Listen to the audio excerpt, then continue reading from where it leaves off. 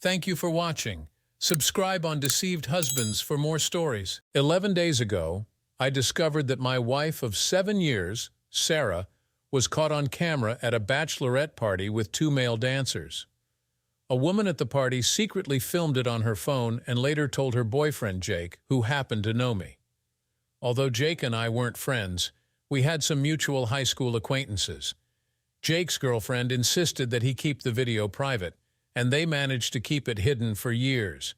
Jake and I have never been close, we only crossed paths due to mutual connections. However, Jake and his girlfriend broke up some time ago, and since then, he's been casually showing the video to his friends for entertainment. It became a recurring topic at gatherings and guys' nights out. Most of the women seen in the video were in relationships at the time. I can't help but feel they might have been mocking me, although that might be my insecurity talking since the story never reached me or any of my close friends. This changed about 6 weeks ago when one of our mutual friends, Kevin, had a drink with Jake. The conversation somehow steered toward the story, and Jake began joking about how his ex-girlfriend recorded a group of girls going wild at a bachelorette party, including 2 dancers getting involved with one of the women, who happened to be my girlfriend at the time, now my wife. Apparently, Jake had trust issues with his girlfriend back then and kept a close watch on her activities, leading her to record everything as proof of her innocence in case he suspected her of cheating. This led to her involving her friends to show her then-boyfriend that she was the innocent and virtuous one. According to Kevin, all the women, including the one with the camera, went backstage into the dancers' dressing room. My girlfriend was the only one who went all in, not just an innocent Aussie kiss and flashing. She took on both dancers simultaneously in their dressing room, while her other friends gave innocent kisses and flashed. She was getting all the attention from both dancers, while the other woman secretly recorded. 6 weeks ago, Kevin became aware of this situation and felt the urge to confide in me. However, he struggled with this decision because he knew about my happy marriage and shared a close bond with both of us. He understood the depth of our love, especially since we have 2 young daughters together, aged 5 and 7. 11 days ago, on a Tuesday, Kevin reached out to me and expressed a desire to discuss something crucial. His tone indicated the significance of the matter. I believed it was a substantial issue, possibly related to some challenges he was facing and needed someone to talk to. Over the years, our friendship, which began in high school, had been characterized by mutual support. The next day, we arranged to meet at a pub, and I noticed he was already there when I arrived. His anxious demeanor made it apparent he was preoccupied with something, and I suspected it had to do with me rather than himself. I grew up in a tough neighborhood. I'm a big guy standing at 63, and I've had a few run-ins with the law in the past, mostly related to my crew activities, which gave me a certain reputation. However, all of that is behind me now. Among my peers, I've always been seen as a natural leader, with many guys looking up to me. During my teenage years, I used to be quite aggressive and got into numerous fistfights, but going to prison a couple of times, getting married, and having kids have transformed me. It's been over 8 years since I last got into any trouble. I'm less aggressive now, more composed and mature, especially since I have 2 kids and a stable job as a union electrician. I have a long history with Kevin. We go way back to high school.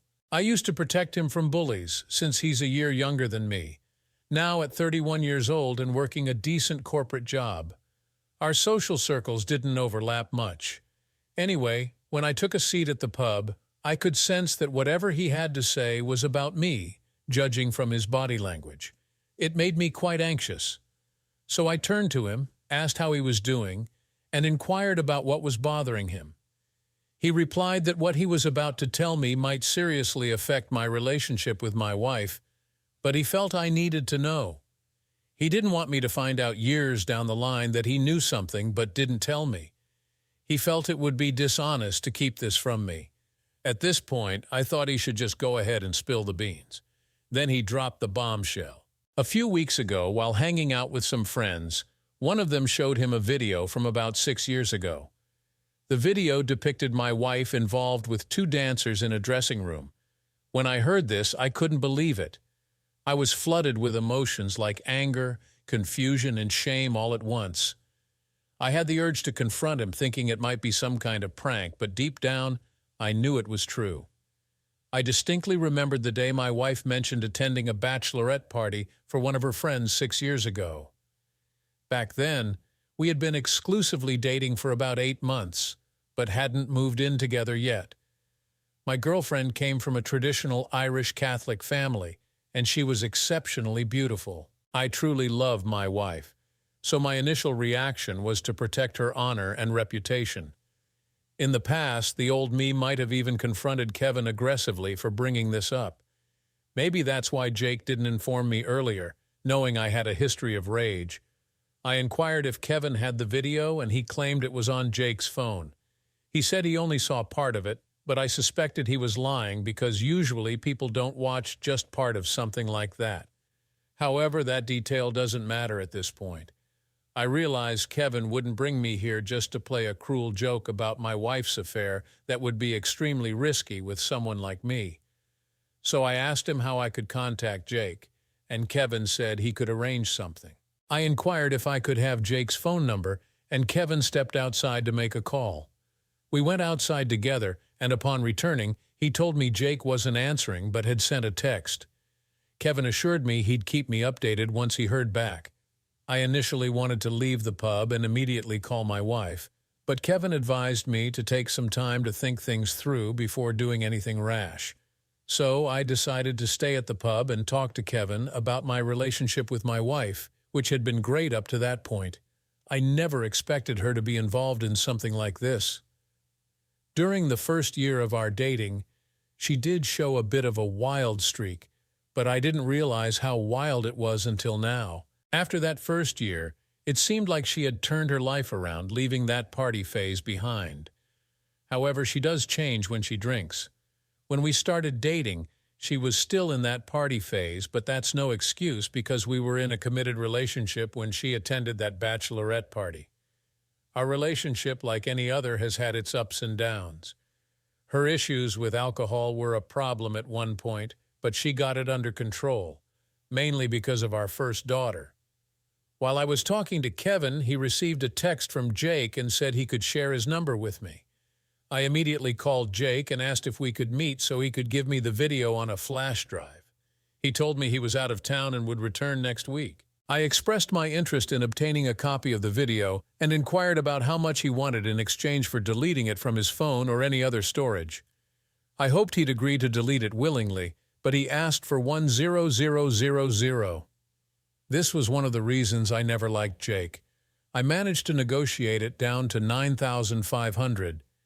There seemed to be no reason for him to hold on to this video. My wife and his ex-girlfriend were no longer friends, and his ex-girlfriend likely wouldn't hold it against him. I think he was just being a jerk. However, I was glad he asked for money because it allowed us to create a legal agreement preventing him from releasing the video to the public, leaving me as the sole owner of the only copy. My aim was not only to protect my wife, but also my daughters and myself from further embarrassment. The thought of a tape of my wife circulating on the internet would be a significant embarrassment for my family.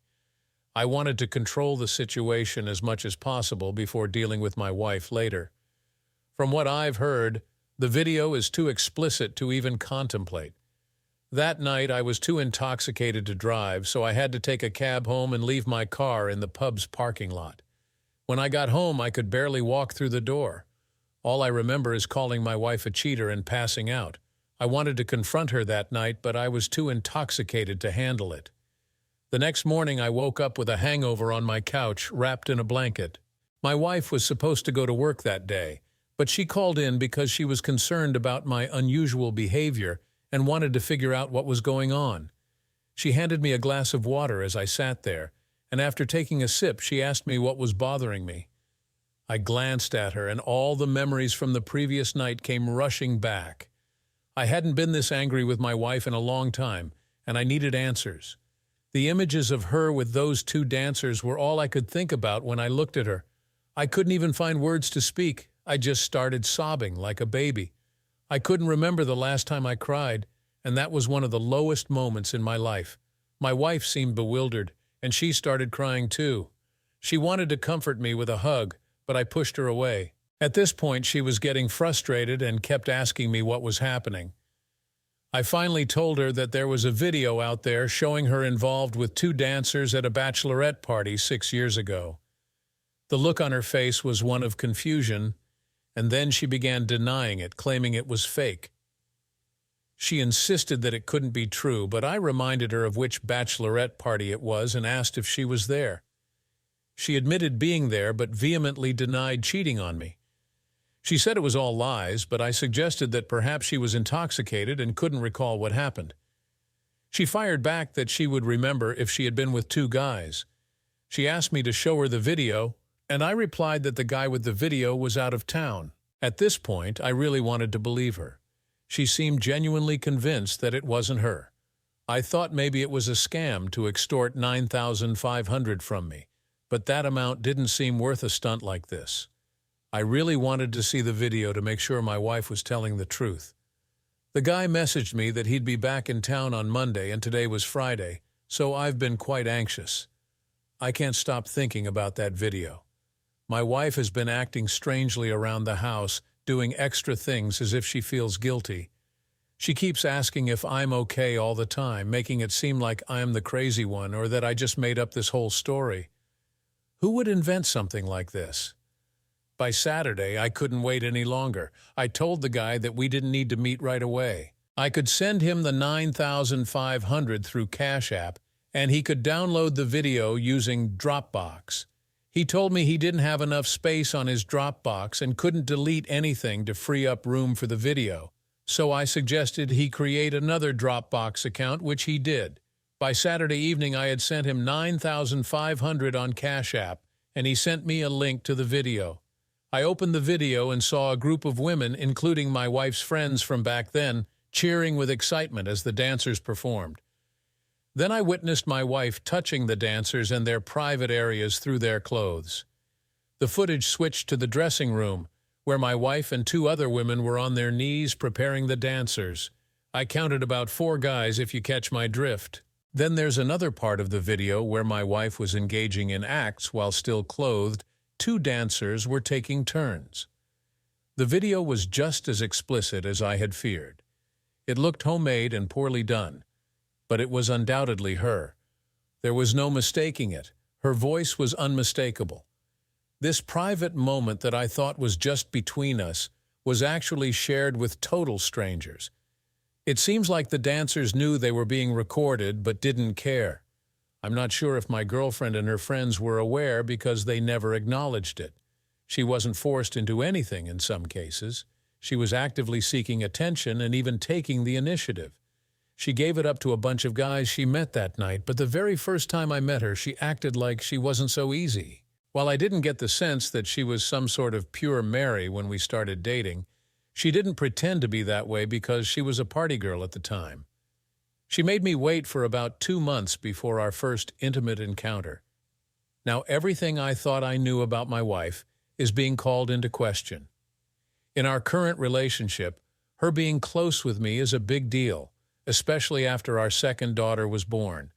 And here she was, enthusiastically engaging in acts with complete strangers without holding anything back. I just need to vent because I always believe there were special moments you share with someone you love, and it feels like that belief has burst like a bubble in my face. This is seriously affecting my self-esteem, and the worst part is that I can't help thinking that I wasn't enough for her back then, and I'm not enough for her now. Nowadays, I have a few extra pounds on me, but back then, I was in good shape. I'd like to think I'm a good-looking guy, but despite that, she did this willingly with those guys. I'm curious if any of you guys in relationships have experienced something like this, because it can't have been just me. My wife, up until I saw this video, was almost perfect, a great mother to my 2 girls, takes care of me, and she's not lazy like most unfaithful wives I've read about on this site. She's completely traditional now, although I might not have said that when we first started dating, but she's grown into it over time. That's what makes it so hard to just walk away from all of this.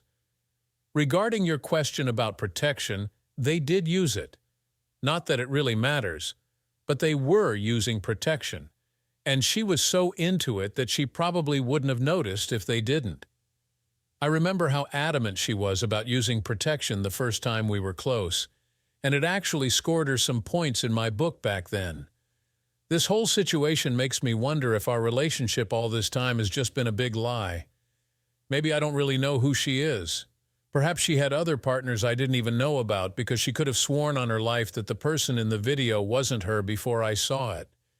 If I had just heard about the video and hadn't seen it, I might have believed her. She was that convincing. So now I'm wondering what else I'm believing that isn't true. When she came back home that evening, I connected the video to my TV so she could clearly see it was her. I admit I went overboard because I was furious with her. I thought she'd show some remorse or beg for forgiveness, but no. It was like she had prepared excuses in advance. She even claimed that we weren't in an exclusive relationship at the time and went as far as saying we weren't even in a relationship. I fired back, "Even if you were right about us not being exclusive at the time, though we both know you're lying. How is it normal to have closeness with two men like that? The person she portrayed to me and has been acting as ever since we met is not the same as the one I see in the video." Then she changes her story again, claiming that she was drunk and that alcohol caused them to take advantage of her. I pointed out that she was clearly a willing participant, and there was no point in the video where she resisted. She countered by saying the video was doctored and didn't show the whole picture. She also blamed alcohol, but she might have been a bit tipsy, yet she was fully aware. Her motor skills were normal, and she wasn't slurring her words. She kept lying and making excuses. I didn't want to argue with her, but it felt like she was avoiding full responsibility. She was upset with me for bringing this up, stating that it shouldn't matter because we were just friends with benefits back then, not in a committed relationship. She argued that it's in her past and asked how I'd feel if she held my past against me, claiming she accepted me for who I was.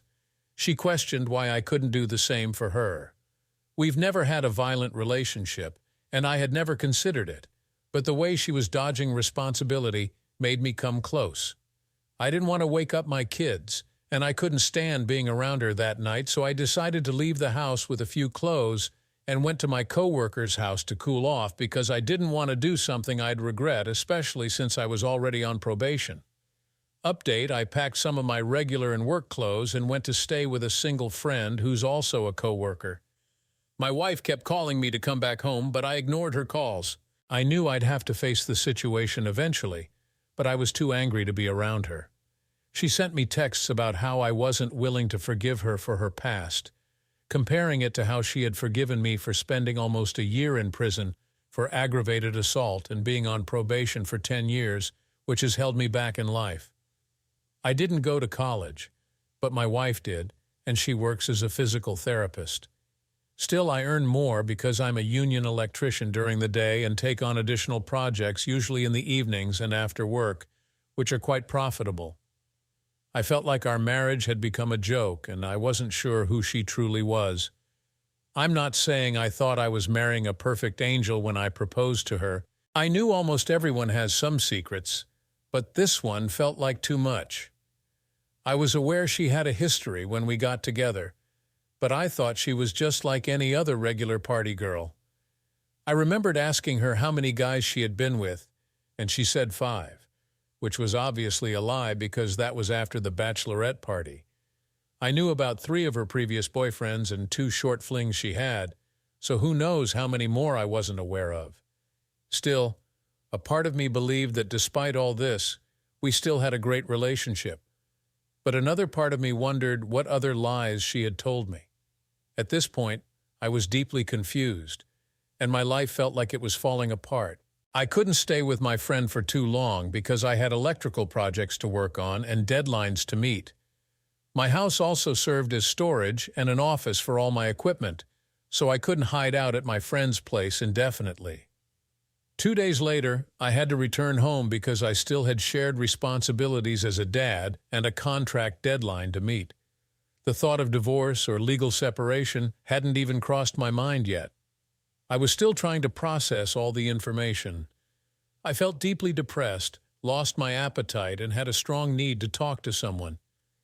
My dad has always been there for me in times of trouble, although when I was younger I didn't often heed his advice, which got me into a lot of trouble. But as I've gotten older, I've learned to listen to him more. I decided to call my dad and share my situation with him. He was surprised because he too didn't expect my wife to be that kind of woman, although he knew she had a somewhat troubled past, much like myself. My parents had grown fond of my wife because they believed she brought out the best in me and considered her a positive influence on my life. She had a knack for showing them the side of her that she wanted them to see, and she was quite good at it. Most people who knew her wouldn't think she was that kind of person unless perhaps you were one of her close friends. My dad has been married to my mom for 37 years, so he has some wisdom about relationships. He did mention that things were different back in their day since women didn't have access to social media, which amplified their interactions with men and their means of seeking validation beyond their local area. Nowadays, women can attract attention from men all over the world through social media. I found out more about this when I checked my wife's social media accounts, but I'll talk about that later. My dad advised me to return home and be a stable presence in the household, especially for the sake of my kids. He suggested that I should listen to my wife in a non-judgmental way to reduce her defensiveness and consider reconciliation if she's willing to put in the effort.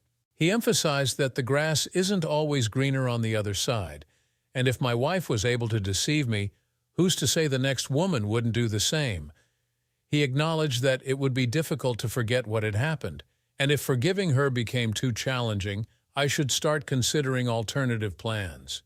After talking with my dad, I felt more motivated to return home and confront this difficult situation head-on. When I returned home to take my daughters to school, my wife wanted to have a private conversation with me. I told her we could talk later that night, and it seemed like she had been crying for a while. Honestly, I didn't feel much sympathy for her because she hadn't admitted to doing anything wrong. I received a text from Jake stating that he had deleted his copy of the footage and no longer had it. Since I couldn't verify this, I had to take his word for it. I also informed him that I would be sending him some legal papers as we had agreed upon. That evening, my wife was already at home when I returned.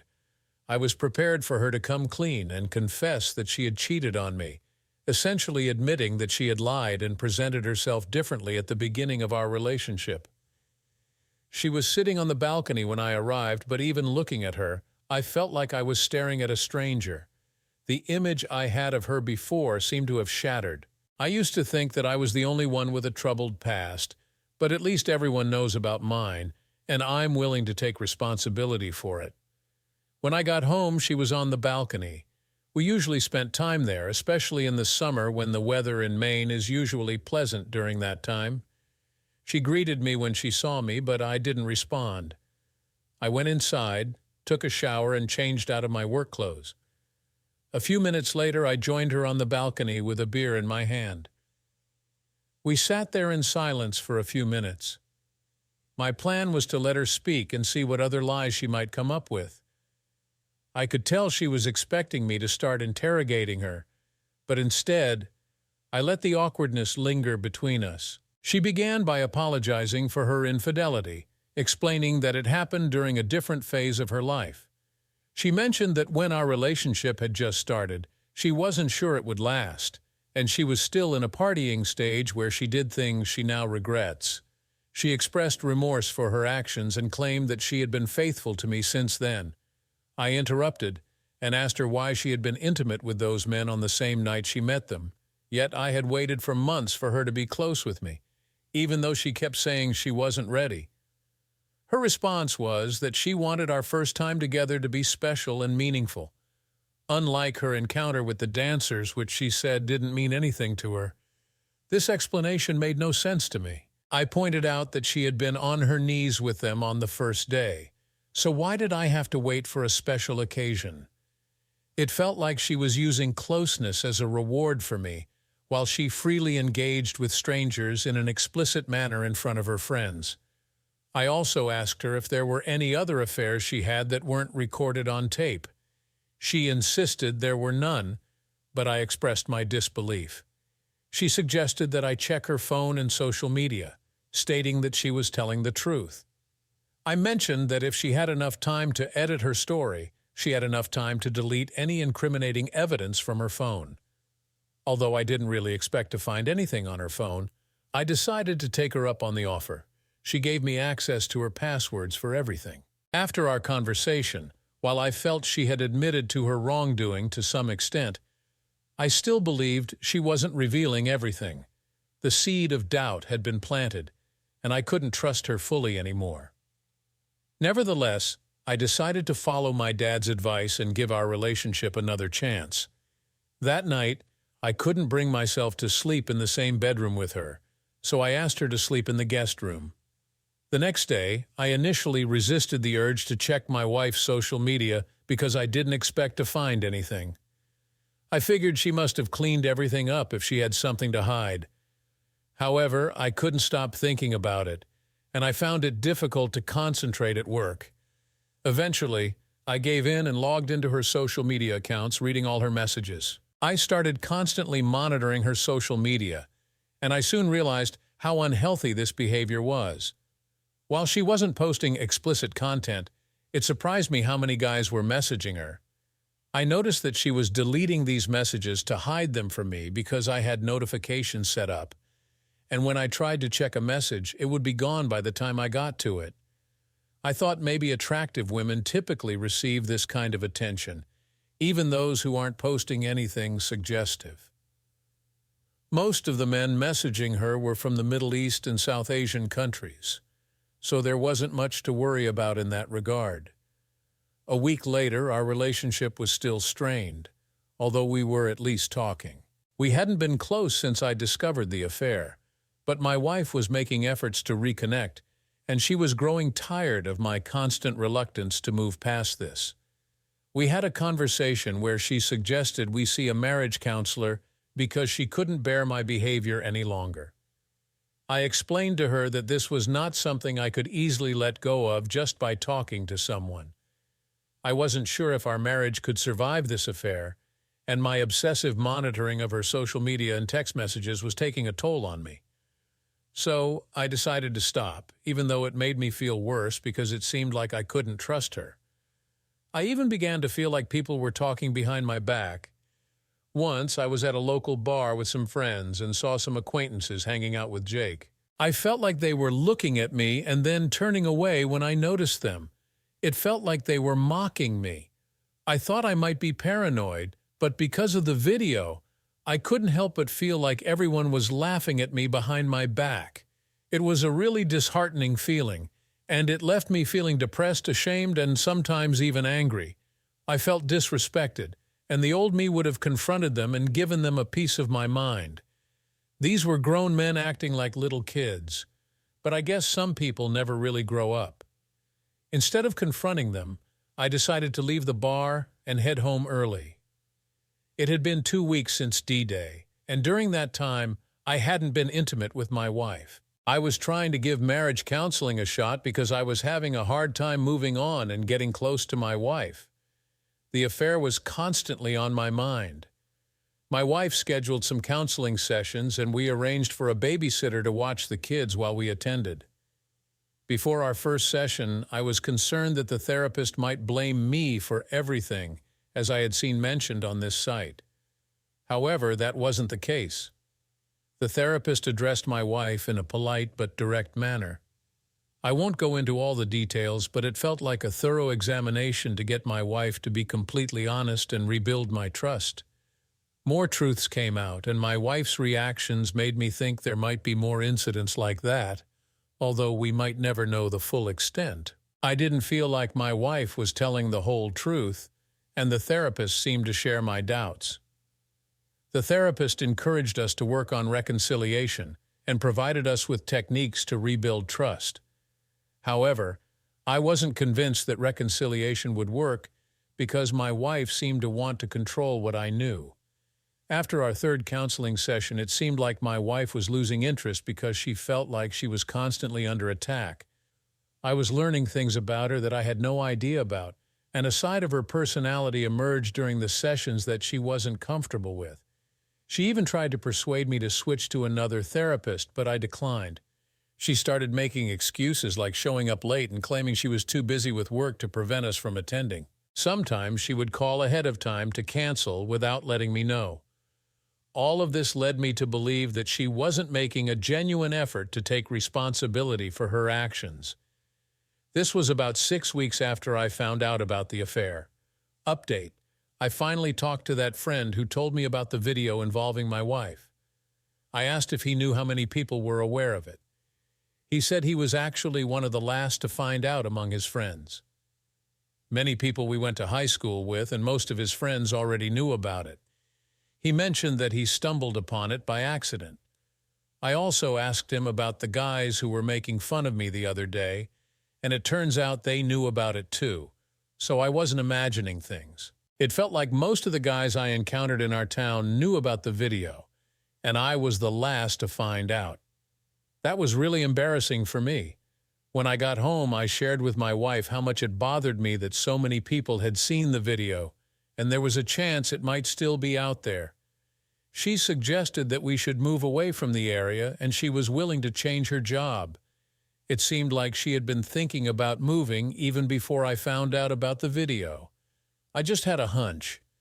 It appears she might have been ahead of me in knowing about the rumors regarding the video, and there's a possibility she knew about it before I did. I thought it might be a good idea to reach out to some of the friends who were in the video. Some of them are no longer friends with my wife, and some are still friends but might not be honest with me since they'd want to protect her. Others who weren't her friends have moved away. I tried messaging them on Facebook, but none of them have responded yet. Update: it's been 3 months since D-Day, and I ended up being intimate with my wife. She had been deliberately trying to seduce me around the house, and one night I gave in. It was more about desire and frustration than love, unlike before. For the first time since I found out about the video, she stayed in the master bedroom. The following night she tried to initiate closeness again, but I wasn't interested. I usually don't refuse closeness with my wife, so she got frustrated. She was willing to do things in the bedroom I used to beg her for, but I just wasn't into it. She attempted to cuddle with me, but it felt suffocating. I endured it for one more night, then I couldn't take it anymore, so I started sleeping on the couch because I couldn't sleep otherwise. The next day, she said she hated seeing me suffer like this over nothing and suggested giving me a hall pass for a year. But I explained that this wouldn't change the fact that she wasn't the person I thought she was. Being intimate with other women meant nothing to me.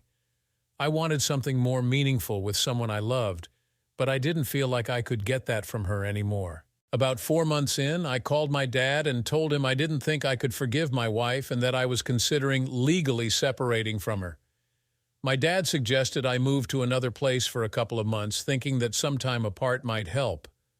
When I got home that day, I told my wife I'd be looking for another apartment close by so I could still see the kids as often as before. She pleaded with me, but my mind was already made up. Update: a week later, I signed a month-to-month lease for a furnished studio apartment near my house. All this time, I've been having doubts about the whole separation idea. I didn't want to move away from my kids or leave my wife. I really tried to stay, but I felt like a temporary break from my wife would be good for my mental health. My intention wasn't to move out permanently, but to take some time for myself.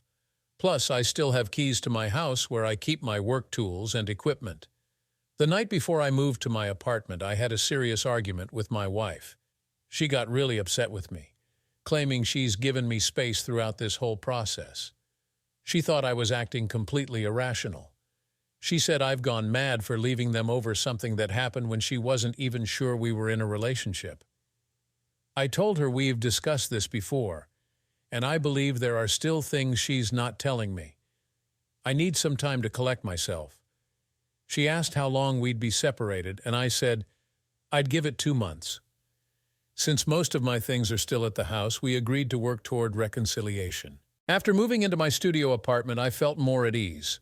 The first day was tough because my wife was really upset with me. She even told our 6-year-old daughter that he'd abandoned them. Who says that to a 6-year-old? When I came to take my 6-year-old to kindergarten and my 4-year-old to daycare, my daughter told me that Mom was crying. When she asked her what was going on, she said that Daddy had abandoned them. I told my daughter that I hadn't abandoned them because I'm still here taking them to school. After I dropped my daughters off at school, I called my wife and told her she should feel bad about herself for trying to manipulate our kids by telling them lies about me. I asked her not to involve them in this situation. She refused to admit any wrongdoing, insisting that she wouldn't lie for me because, in her view, I abandoned them. I reminded her that the only real change was that I no longer live with them, but I've still been fulfilling all my responsibilities as a father. The next day, I took my kids to school and daycare, and they seemed happy. After dropping them off, I went to work. After work, I headed straight to my client's job site to finish up some extra projects. Then I went home to rest, and it was pretty much the same routine every day. I tried to avoid socializing too much, because I didn't want to meet people who had seen that embarrassing video of my wife or face ridicule again, so I kept to myself. My wife and I talked about relocating when we reconciled, but for now, I was just too busy. I didn't see my wife for the rest of the week, but we talked on the phone regularly. Our conversations mainly revolved around coordinating our kids' activities, and sometimes she even dropped off food at my apartment. It was a stress-free week with no arguments, no kids crying or making demands. It felt like a partial vacation. I even thought that once this experience was over, I might move back into my house. I planned to take some time away from my wife and kids to clear my head. Some of my friends go on week-long hunting trips every season in places like Colorado and Wyoming. There's one coming up next month, and I've been invited. I've put it off before because my wife always found a reason why I shouldn't go, and I usually agreed. The prices can be steep, but my buddy secured a group discount for us. The hunting trip was still a month away, but I've already purchased my ticket. We'll be traveling in my buddy's RV, and it promises to be a lot of fun. It's something to look forward to during these challenging times. The next couple of weeks followed a similar routine. However, in the middle of one week, my wife called me because the dishwasher had broken down, and she asked me to come and fix it. When I arrived at the house to repair the dishwasher, I was surprised. The living room looked completely different. The only times I visited the house were to pick up my kids in the driveway and grab my tools for side jobs. My tools are stored in the basement, and I usually use the basement entrance without entering the main living area. While fixing the dishwasher, I noticed that my wife had redecorated the living room. She had changed the curtains and bought a new couch. I asked her what was going on, and she explained that she wanted to make some changes. After fixing the dishwasher, I took the opportunity to get some things from the master bedroom and noticed that my wife had purchased many new outfits. When we talked about it, she mentioned that she had started going to the gym to get in better shape and work on self-improvement. I admit feeling a bit envious that she was making all these efforts to better herself, and I wondered if all these renovations were her way of moving on from me. I kept doubting whether leaving the house was the right decision, even though I knew it was for my peace of mind. After about 2 weeks, as the weather got colder, my wife informed me that there was an issue with the furnace. I came over to fix it and noticed more changes to the house. I hadn't seen my wife up close since I repaired the dishwasher.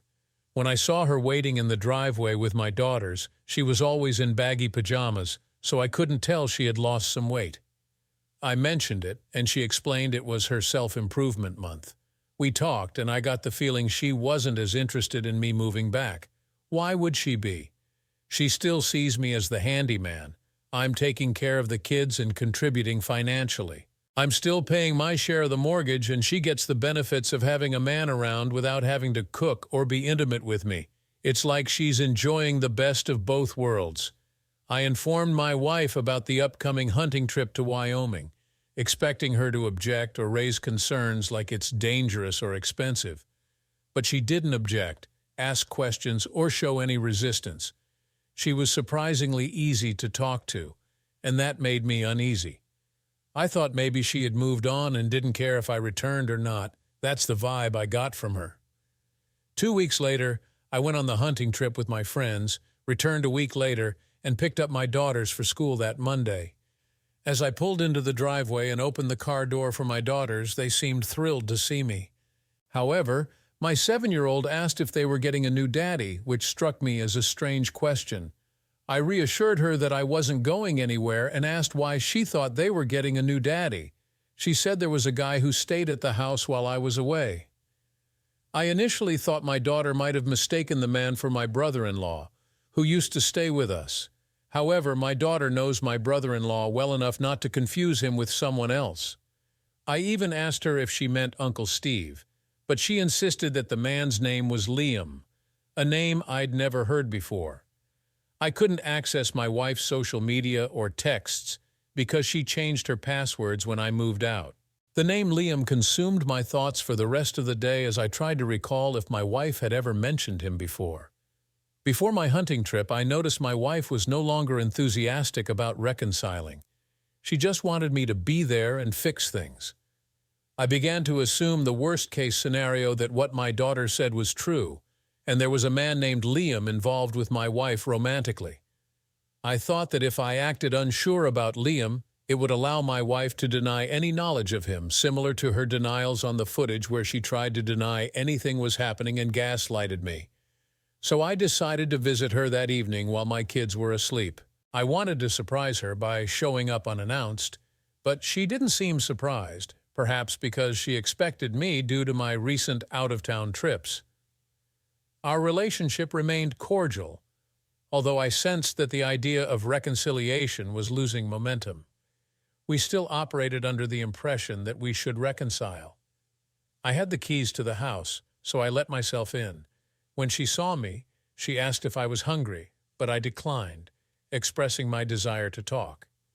We sat in the living room, and I confronted her straight away about what I knew regarding Liam and why she was having an affair when we had agreed to work on reconciliation.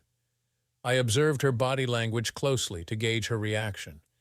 She ran her fingers through her hair nervously, a sign that she knew she had been caught. Swiftly, she lifted her head and explained that Liam was a co-worker. They had a close working relationship, and since I wasn't around, she had called him for help with household chores. I pressed her further, asking if this help extended to sharing our bedroom. She gave me a strange look, and in a raised voice, I demanded an answer. She admitted that they had slept together twice, claiming there was nothing more. I didn't buy her story about just 2 times. I knew there was much more to it. I asked her how long this relationship had been going on, and she initially tried to deflect by saying that if I hadn't left her and the kids, this wouldn't have happened. I sensed she was avoiding the question, so I raised my voice again, insisting she answer. That's when she confessed they'd been emotionally involved for over a year, and it had recently become physical. I reminded her that I had suspected something was amiss back when we were in marriage counseling, which was why she wanted to stop it. The therapist had seen through her lies and wanted her to come clean. In hindsight, I realized that I may have been deceived all along. I should have recognized that our relationship was built on a shaky foundation, as I didn't truly know who she was. I wonder how long their affair has been going on. I've read enough about infidelity to understand that a woman who had multiple encounters at a bachelorette party wouldn't be content with a simple, ordinary relationship like ours. I couldn't believe her claim that the physical affair only occurred during my absence. And because I was away, I sensed there was more to the story. I asked her how she thought we could proceed with reconciliation if she had been involved with this guy for who knows how many years. She didn't correct me, indicating that it was clear it was more than the 2 times she admitted. She confessed uncertainty about her feelings for him. When I calmly asked if she loved him, I saw a brief hesitation in her demeanor. I stood up from the couch and told her it was time to stop playing games. I pointed out that a woman who had closeness with 2 dancers and engaged in such behavior in front of friends wouldn't have done it just once. I expressed my relief that she was happy with this guy and stated that I now had valid reasons for legal separation. I acknowledged that we had a good run with our two beautiful daughters and suggested that it was time to call it quits. I used to wonder if I made the right decision by moving out, but now I'm certain I did the right thing by giving her the chance to make her mistakes. If I had accepted her lies and gaslighting all these years, I might have lived my life in ignorance. I owe some credit to the marriage therapist for opening my eyes, even though she didn't explicitly say my wife was lying.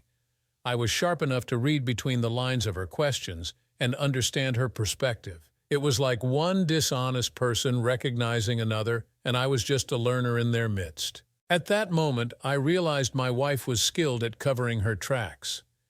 I still had a feeling there was more to the story, and I suspected she was withholding something.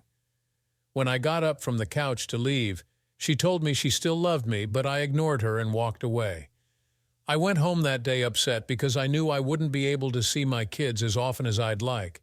I understood there was no turning back from this, but at the same time, I felt a strange sense of relief because I had been proven right, and her true colors as a cheater had been revealed. It's eerie how accurate that quote about cheaters holds.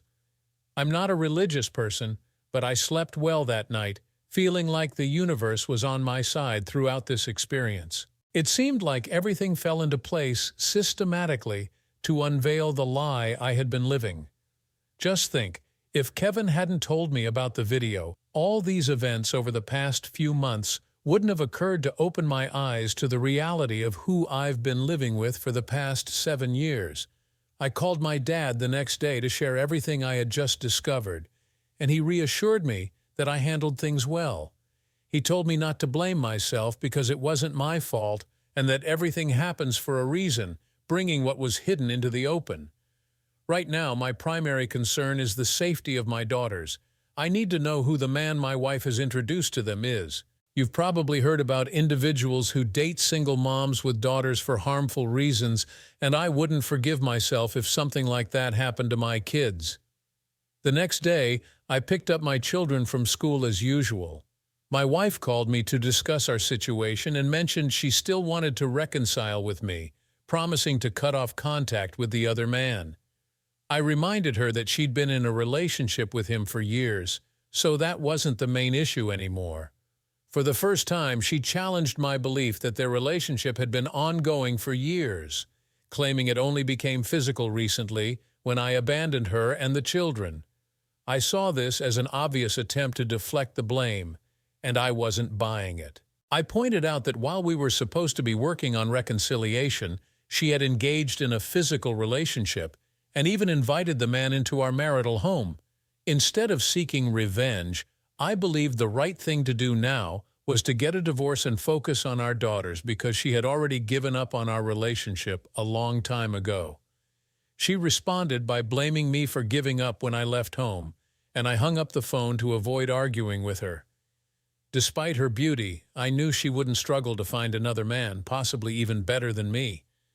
I hoped she would find someone better for the sake of my daughter, as the worst-case scenario would be if she were having encounters with random men in my house, putting my daughters in danger. The next day, I reached out to one of her co-workers, who had worked with my wife for 2 years at the hospital, as well as at her previous job. I called her unexpectedly and explained that I had recently suffered a work-related injury and needed a male physical therapist. I mentioned that my wife had recommended someone named Liam and asked if she knew anything about him. I framed it this way because I knew she was knowledgeable about the workplace. She replied that she didn't know any Liam, and the only Liam she was aware of had been one of my wife's former clients at their previous job. I thanked her and ended the call. I realized that my question to her had been somewhat deceptive, and she might eventually ask my wife about it. So I decided to confront my wife about her obvious lie regarding Liam being her coworker. I couldn't wait to discuss this with her in person. Moreover, there was no telling when her coworker might call her and inform her about the strange call she received from me, her husband. Therefore, I acted promptly by calling my wife to address the issue. I asked her why she had lied to me about the identity of her affair partner, pointing out that Liam had been her client for more than 2 years, and she had lied about it. I told her it was my right to know that she wasn't bringing home strangers and potential dangers to our daughters. She responded by saying that Liam wasn't a dangerous person. He was a widower and a businessman who owned several hotels in the area. She claimed he was a clean and trustworthy person she had known for years, and he had been her client when his wife tragically passed away. She mentioned they had good chemistry but couldn't pursue anything due to her marriage. However, when I left them, she decided to give it a try. Interestingly, she kept trying to shift blame onto me while also admitting her own fault in the same sentence. After my call with my wife's coworker, I strongly suspected that my wife had been involved in a physical relationship with one of her wealthier former clients for well over 2 years, or possibly more. I decided to do a background check on him, and thankfully, he doesn't seem to have a history of criminal activity. I'd be dishonest if I didn't admit feeling a bit envious because this man was more successful than me. However, I also realized the importance of uncovering the truth about my wife continuing her secretive affairs after the bachelorette incident. It was crucial for me to start fresh. Some of you might suggest a DNA test for my daughters, but I don't think it's necessary because they resemble me. To keep it short, 2 months later we got a divorce and I sold the house, splitting the proceeds. My wife moved in with her affair partner who owns multiple properties, although his main residence is 50 miles away. I too relocated to another city for a new beginning. I found a better-paying job and rented a condo with enough space to store my work equipment. Despite the challenges of adapting to a new area and securing contracts, I welcomed the opportunity. Although I miss taking my kids to daycare every day, we share custody of my daughters, and I get to see them every other week. Life after divorce isn't as bad as I thought, and the custody arrangement provides me with time to pursue my hobbies. I haven't ventured into dating as I've been quite focused on work, and I don't foresee entering a long-term relationship anytime soon. Thanks for tuning in. What do you think about the way this story unfolded? Was the decision to end the marriage the right one, or could there have been another way to handle it? Let us know your thoughts in the comments below, and don't forget to like, subscribe, and hit the notification bell for more stories like this.